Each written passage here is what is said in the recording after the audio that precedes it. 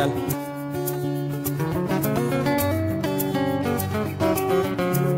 mag ñi yéen laay waxal. Nous allons essayer de voir ensemble, connaître votre définition de la violence. Oui. Le fait de faire souffrir quelqu'un. C'est ça la violence, oui. Le fait de détruire quelqu'un. Le fait de détruire quelqu'un, oui.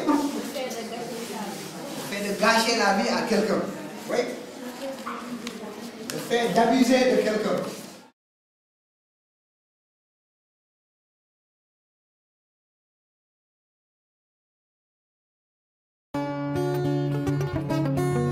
La face cachée de l'école, elle n'est pas montrée. C'est-à-dire les violences, les brimades faites à l'école, je dirais les injures qu'on reçoit parfois des professeurs ou que les élèves donnent aux professeurs. Avec les élèves, des fois, elles sont de mauvaise humeur. Tu viens, tu leur dis quelque chose pour jouer, elles crient, elles t'insultent même. Des fois, elles se battent avec toi juste pour des petites choses. Elle a commencé à me crier dessus le jour, à l'heure même du devoir. J'ai pensé que si elle n'avait pas commencé à crier et à s'énerver devant les élèves, j'aurais pu faire quelque chose de mieux dans le devoir. J'aurais l'esprit tranquille et ça m'a fait mal. Elle n'a même pas voulu. Elle n'a même pas essayé de comprendre, de savoir ce qui s'est réellement passé. Le plus souvent, ce sont les jeunes filles qui sont victimes des violences parce qu'elles sont les plus vulnérables.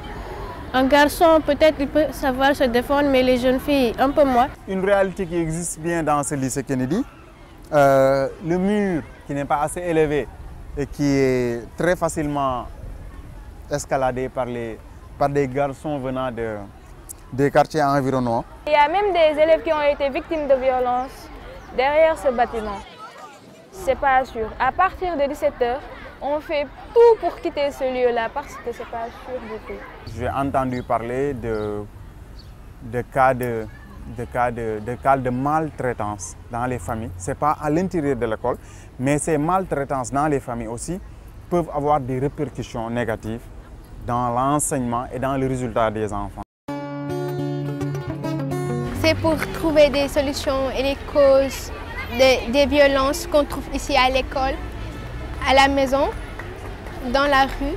Avec nos camarades, déjà, on a réussi à réunir assez d'informations pour faire une collecte de données à partir des focus group, à partir des rencontres avec les élèves, à partir des interviews qu'on a pu faire avec elles, réunir assez de formes de violence qu'elles ont subies ou qu'elles ont eu à faire subir à des personnes ici dans l'enceinte de l'école.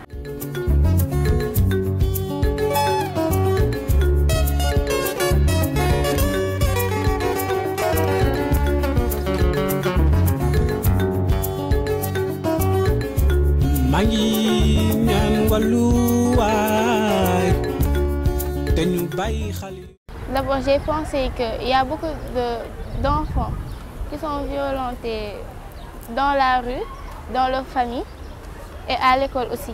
J'ai pensé que si j'en faisais partie, je pouvais faire quelque chose, un petit quelque chose comme pour ces enfants-là. C'est nous les élèves qui subissons plus la violence à l'école et nous n'avions pas d'opportunité pour nous exprimer. J'ai appris qu'il y avait plusieurs formes de violence ici à l'école, telles que les violences physiques, les violences morales, psychologiques quelque sorte, et verbales. J'ai aussi appris que si on le veut vraiment, on pourrait diminuer cette violence-là.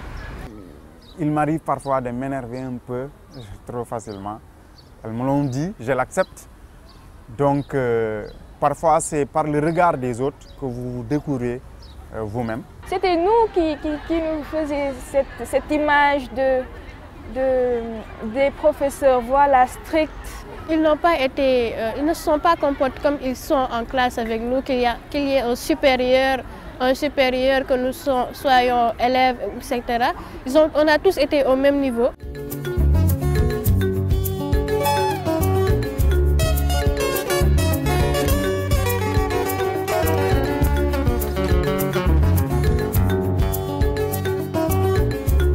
Quand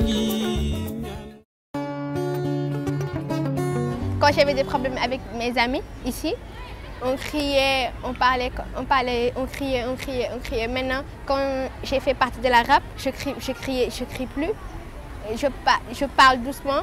Nous nous sommes rendus compte que nous travaillons avec des personnes peut-être que peut-être nous sous-estimions. Mais grâce à la rap et au contact qui a pu se faire concrètement et les diverses causeries, les échanges qui ont pu se faire, nous avons vu que c'est des enfants, mais des enfants qui sont porteuses vraiment de connaissances et de savoir-faire.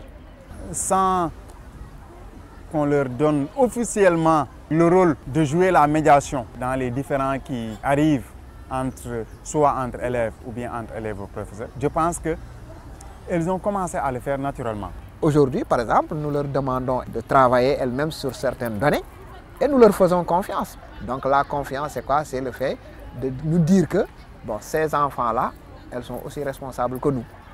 Elles en savent autant que nous. Et je crois que ça, mis à part le professeur, les parents devraient le savoir. On a décidé de créer un journal, et déjà pour sensibiliser les élèves que cette violence-là, elle existe, elle est parmi nous. Vous la vivez tous les jours, mais vous ne prêtez pas attention. Par exemple, maintenant, l'Internet s'est développé, tout le monde va là-bas, surfer, tu en mets le bloc. Quand une personne entre, la personne peut parler de sa vie, des violences qu'elle a subies.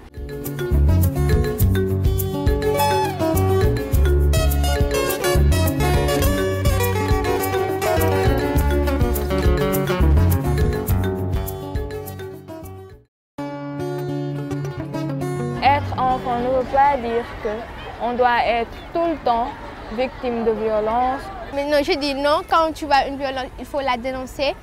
Il ne faut pas accepter qu'on te violente. Tout ce que j'ai appris sur cette recherche, ce n'est pas du vent. C'est quelque chose qui devait se perpétrer et que je devrais faire partager aux autres.